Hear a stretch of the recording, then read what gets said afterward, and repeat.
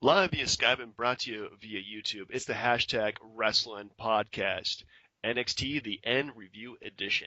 I'm your host, Turnbuckle Jim, and with me for this week, Coming at you straight from Flair Country, the Heart Blake Kid.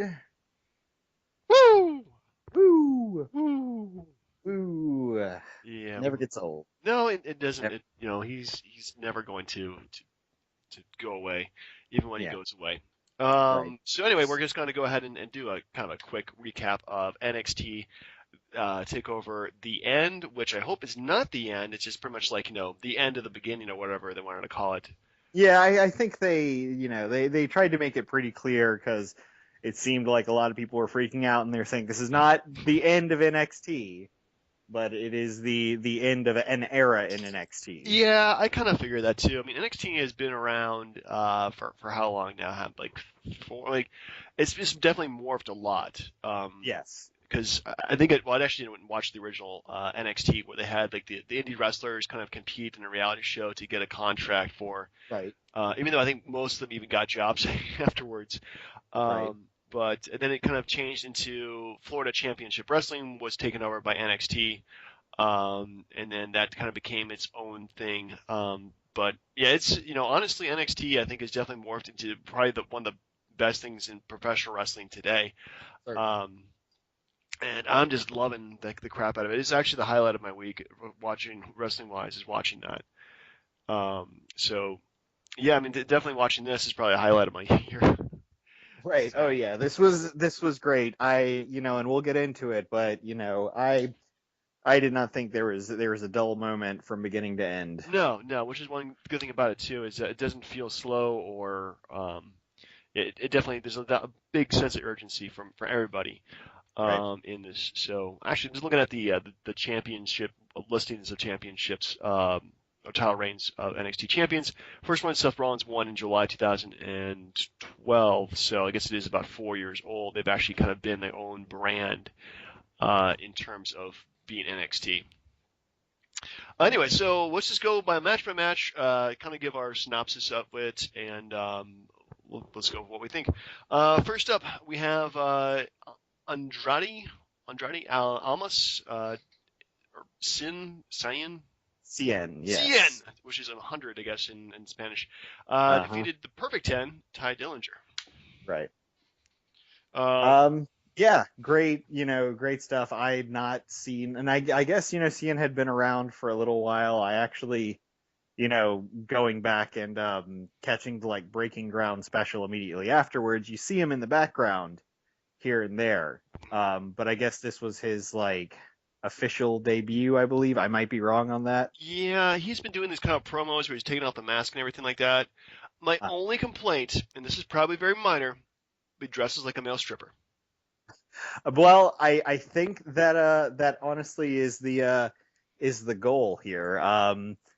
Uh, I'm not sure if I know that there's someone recently coming through that like is going with the whole lucha erotica angle, which is a big thing in luchador wrestling, kind of Is doing Lucha the whole Erotica like really a thing? yeah, oh yeah, like Wow. it lucha underground. There's the guy who comes out, and I'm blanking on names, but he comes out with like the huge feather boa and is like super, I guess, effeminate, flamboyant, I suppose would be the term. But I think that might be kind of the angle that they went with him, but or maybe toned it down a little bit more. Hmm. But in regards to all that, um, seemed okay. Plus, it was just entrance attire, so Yeah, it was. We're glad he didn't actually. He like took off his pants to reveal other pants. It was right. weird. But yeah, the match itself, I thought he definitely had a great match with Ty Dillinger. They definitely matched up very well in terms of their styles, which is you're saying there wasn't any dull moments to any of these matches, and especially this one because they're just kind of going from move to move. They weren't selling it as good as they could have, but I think it was overall very very well done for a hot opener. Right. Oh, I definitely agree. A lot of really great spots here. I guess the like handspring to like into like another handspring. Into like a backflip and Very awesome. yeah. all sorts of stuff. So looking Yeah. forward to seeing more of him. Yeah, I'm definitely I'm looking forward to it. The crowd was definitely into Ty Dillinger for whatever reason. They're eating up his whole Perfect 10 gimmick, which I think is pretty fun. I think Ty Dillinger, maybe with a little more work, could probably be like another breakout star of NXT. I think we will start seeing him on like probably the top of the card very, very soon, Yeah, considering, the I don't people who know. are leaving, stuff Card's like getting that. crowded, but people are leaving too, so we'll have to see. Right, right. So next up, we have the tag team championship match, the obligatory one, which is the team of the Revival, Scott Dawson and Dash Wilder, defeated American Alpha, Jason Jordan, and Chad Gable to win the tag team championship again, which is the first time any team has been a two-time champion. Adrian Neville has been there Right. twice, but with different partners. So this is very new. I'm kind of sad that part of me is sad that American Alpha lost the belts. But you got to wonder if it's because they're being called up. That is true. That was my thought. I mean, there's also what with the way that it ended and those two mysterious individuals coming in and rushing them afterwards. It could either be, like them starting a rivalry with those people, or that that's just kind of their way of putting the nail in the coffin, so to speak, and running them out of NXT or something like that. Possibility. I'm not sure.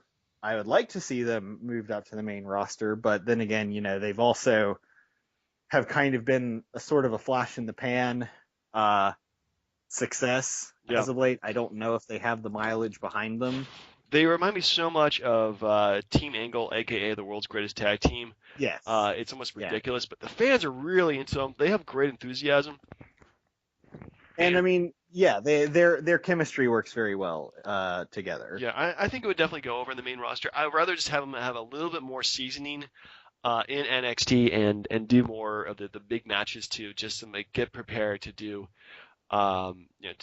to do the main event roster matches. And the thing is right now I think there is kind of a massive amount of tag teams already in the main roster. Yeah, I think so. I mean, definitely. I think so. I almost would say the opposite. I feel as though there needs to be more, or if nothing else, more of them need to be showcased. Yeah, that's true, because they have actually Connor of the Ascension I think is yeah, I think the Ascension is kaput. kind of Dunsky. Yeah, because Connor, was it Victor or Connor? One of them got suspended for something. drug bust. But anyway, so there's probably let's see here. We have those Puerto Rican guys, whatever they're called, the Primos. There's them. There is the Vaudevillains. Mm-hmm. We have the Usos. The Usos. The Club.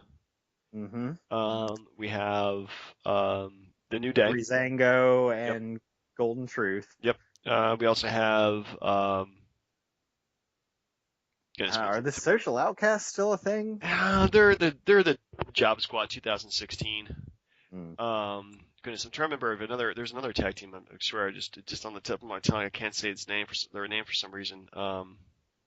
End Zone Cass. Oh yeah, I said End Zone Cass. Anyway, but there's maybe 10 tag teams or so, and 8 to 10 tag teams. So I don't know. We'll have to see how the tag team division shapes up. Oh yeah, the Dudleys too. Well, but you have to keep in mind that that number is about to be divided in half. True. We'll see how they do the tag team belts anyway. But yeah, I mean, I definitely want to see American Alpha stay around NXT just a little bit longer. Maybe win the belts back and lose them again. We'll have to see. But I really do like the Revival. I like this gimmick of just two kind of old school brawlers teaming up and just beating the crap out of people. Yeah, they're not my favorite. A lot of people have, very much kind of been singing their praises. Personally, I can't really see it. Granted, their performance was great last night. They worked wonderfully. I guess it was, I don't even know how to describe it, but they were going for the move off the turnbuckle, and Gable turned it into a belly-to-belly suplex from off the top of the guy's shoulders. That was crazy. But I don't know. I haven't really. I acknowledge that they're certainly very talented, but I just haven't been able to really get behind them too much. I can see But that. I mean, because they're not flashy, and they're not supposed to be flashy, but they're supposed to be right, the old school kind of guys, like the Brainbusters or the APA or something like that. They're a little bit smaller, I guess, right, in size, but yeah, they're still pretty. It's like the fact that they're pretty much the dastardly heels, and they don't give a care. right. I think, yeah, overall the match. I mean, again, no rest holds at all. Nothing was boring. It was just all exciting stuff. I loved all the tag team, the tandem offense that both tag teams used to take on the other team, and yeah, the ending it felt kind of like a little bit of a surprise, but A little confused. It seemed a little like bit. But yeah, I mean, with the those guys running in and being managed by Paul Ehrling, so we'll have to see. right. Um, but next up we have what I thought was the match of the night by far. Well, not by far, but I mean, easily it's the match of the night. But all these other matches are pretty damn good too. With Shinsuke Nakamura defeated Austin Aries. This was one where I just had no idea which way it was gonna go. Yeah, Like, I didn't know if they were like, are they gonna give Nakamura like a loss here? Um, and it's great because normally they've just kind of had Shinsuke Nakamura just kind of coming in and destroying just about everybody he yeah. comes in contact with. Sami Zayn obviously put up a good fight, but I mean, we knew they weren't gonna have Nakamura lose in his debut match. No, they would never do that, especially when they're trying to push him. But yeah, this match could have gone either way so many times. I'm not really surprised that Shinsuke Nakamura won. But if Austin Aries had won too, I would not have been like totally shocked. Maybe Sure, partially. But it's kind of hard to say exactly who they're. I mean, I think definitely Shinsuke Nakamura is probably going to be the future of the company, probably going immediately to feuding with Samoa Joe sure. the next week or so. So, um, you know, but yeah, I think also for this match itself, it's just such a. I mean, I never really heard of Shinsuke Nakamura until he debuted in NXT. That just kind of shows how limited my world view is of professional wrestling. Right. That's not WCW, ECW, or WWE or F. Mm. But yeah, I mean, going back and reading more stuff about him, he's definitely he's done a lot in Japan, and Austin Aries did a lot and everything not named at WWE. So seeing those guys together and doing a match, I thought was. Have you happened to have seen it was the Wrestle Kingdom, most recent Wrestle Kingdom, I want to say it was the main event, but AJ Styles versus Shinsuke Nakamura at the Tokyo Dome. No, I didn't watch that though. But it was like, I think AJ's last match though, Yeah, I want to say it was both of their last matches. Oh wow. But if you can find it, watch it. Like I I hold that and the WrestleMania. I'm not sure what the number. 25. Shawn Michaels versus The Undertaker match. Like those two, I hold basically in the highest regard. The like best matches of all time. 6-star matches, essentially. Well, yeah, I should probably. Yeah, that's something I probably should be checking out because I've been liking all of AJ Styles and loving all of the Shinsuke Nakamura stuff since they showed up. So, yeah, that will be next on my watch list. Yeah, it's pretty fantastic. It's phenomenal, Yeah. so to speak. So I guess next was Asuka versus Nia Jax, I Asuka believe. defeated Nia Jax in the women's title match. Yeah, I had no complaints about this match. Only thing that kind of throws me off is how they're going to book Nia Jax because she's been this huge destructive force and she'll destroy anybody. But she ends up losing these big matches against Bayley and against Yes. Asuka. So she looks great, everything except for takeovers. Yes. Well, my thought for this, and honestly, this match I might go ahead and say was my match of the night. Like I loved every bit of it. It's they're basically booking Asuka as like this female Brock Lesnar essentially. Yeah. And I had never really seen her, even like with the match with Bayley, she got like frustrated because none of her stuff was really sticking for the most part. But like this was the first time you really see Asuka get like her shit kicked in. Um, just the massive power bombs, the massive leg drops, just all that stuff. Yeah, she That got to very be. first bump where she gets thrown basically across the ring was pretty crazy. The ending to the match too, like Kevin Owens, Dean Ambrose esque, like of that caliber. Just beating the crap out of her until something works. Yep. Yeah. Now, personally, as far as booking her in the future, I don't want to see this. I don't think this rivalry should end anytime soon. Like, I think, I would like to see Asuka and Nia Jax continue to go back and forth for a long while yet, and Right. I think that might be the best way to go forward with it. One picking up a win here, the other picking up a win there, but I think they have the makings for a pretty stellar rivalry. Yeah, I think so too. I mean, especially right now because they are kind of depleted in terms of top talent in the female women's wrestling division. Yeah. I think that having these two being the center of it would not be a bad thing. They're relatively pretty new in the company, I guess, or Right. the organization. So yeah, I mean they could probably stretch this along a little bit longer and a little bit longer, and hopefully we'll see some like different matches. Or, we might see like the first like ladder match or maybe steel cage match with women. I don't know. Right. Possibly. Yeah, it'd be interesting to see what they do. But yeah, definitely, the future's pretty bright for both of these. So I'm really glad that. Which is good because I was kind of worried for Nia Jax Mm, for a while, like, and I guess I understood what they were trying to do when they were pairing her with Ava Marie, but it just for a while kind of felt like they might be burying her. yeah, Uh, but it's great to see her like back on top, and it's something not to get a little too like on my soapbox about it, but I was talking with my wife about this and we were watching it yesterday, right. and professional wrestling is a probably, in my opinion, as far as modern like television, mainstream television goes, really the best place that you're going to see a very wide and diverse cast of characters.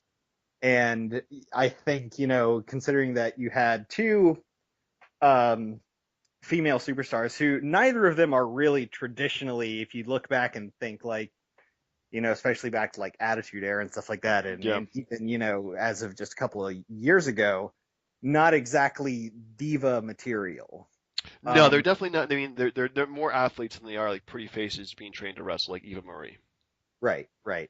But I thought it was pretty fantastic. Neither of them they're not these blonde buxom bombshells or anything like that. One of them is foreign and definitely has like a I would say a more stout, but certainly very strong build, and the other one is a freaking like Amazon. Yeah, So Nia Jax is definitely not the smallest woman in the company there. So yeah.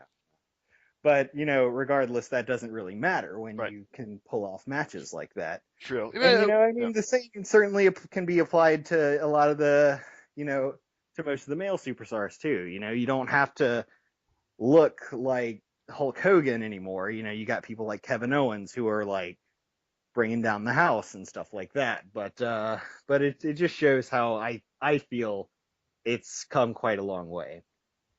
true, true. So we come to our main event, which is a steel cage match between Samoa Joe and Finn Balor. Obviously, Samoa Joe pinning Finn Balor off of a muscle blaster. Muscle Buster. Muscle Buster, Muscle Yeah. Blaster. That's like a drink from Tropical Smoothie. Muscle Buster from the second rope. Yes. And You know, a good match, one that I've seen numerous times. In that Samoa Joe versus Finn Balor. I feel as though, and I don't know if it's just like booking fatigue or whatever. I feel as though a lot of the hustle wasn't really there. That's been in a lot of their matches. mhm. I know, when you throw a steel cage onto the mix, which I don't know their familiarity with those sort of matches. I don't think I've seen any Prince Devitt matches that took place in a steel cage. Well, they come out saying that Samoa Joe had been in steel cage matches, but Finn Balor had not. Aha, I I think. see. And yeah, I mean, you can kind of get tell that they weren't using the cage, I think, as much as they probably could have. Oh, so speaking of which, and I'm not sure. I Since I got back into wrestling, Mm. I had not actually seen a cage match since the Attitude Era. When did they change the rules about the match stipulations? Well, it can be Because called a it pinfall used to be submission. where it was like, yeah, or throwing the door in. Because back in my day, when I recall it, it's just you had to climb out. Right, you had to escape the cage. I don't know. I think it did change during the Attitude Era, actually. I think that's when it changed, where you can actually be pinned inside the steel cage or submit inside the steel cage, too. Huh. I'm not 100% sure. It might have happened like right after the Attitude Era, but it might have been like, as I remember, I think because I saw a match in 2001 Survivor Series. It was a steel cage tag team match between the Hardy Boys and the Dudley Boys. I actually saw this match live. And Nice. what happened was you had either both of them had to leave the cage, or one of them had to be pinned inside the cage or submitted inside the cage. So Matt Hardy leaves the cage, and Jeff Hardy stays in the cage, gets beat up, and gets pinned. Right. So I think it's been around since at least 2001. They've done that like that. Huh. It might have, I don't know. It might be a good idea to Google the evolution of cage matches. Yeah, I actually, it prompted me to look it up when I was watching this yesterday, and Mm. the only thing that I was able to find is that how it used to sort of be like literally these like steel like crossbeam, like rigid structures Yeah. that you could like get like a handhold in and a foothold in and stuff like that. Has since changed to the industry standard of just the chain link fences, Yeah. essentially. As far as I'm aware, because it's just easier to transport and travel with I that I sort of think the stuff. reason was, well, actually, I think the first time they changed the chain link fences was for the Hell in the Cell, because I think Shawn Michaels talked about it on some DVD that the old one was really rigid, so you get You knocked get against thrown that. into it, there'd be no give to it. Yeah, Sure. it would just hurt like hell. So they think they changed it to do the chain link fences, because you could do a lot more stuff with that.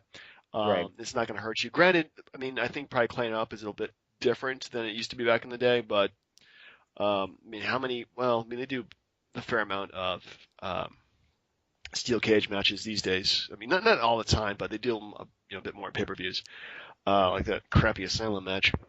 Yeah. Well, the match itself was, I feel it had some pretty cool moments. The Yeah, the fact that it was called and billed as this like, crazy thing was its own matter, but as far as I see it, if they won Asylum match in the history of WWE, like whatever. But the problem is when you get into it becomes like a long term thing. right. For example, it was cool when you had the Hardys, Edge and Christian, and the Dudley Boys doing the first ever TLC match, and then TLC matches become a regular thing.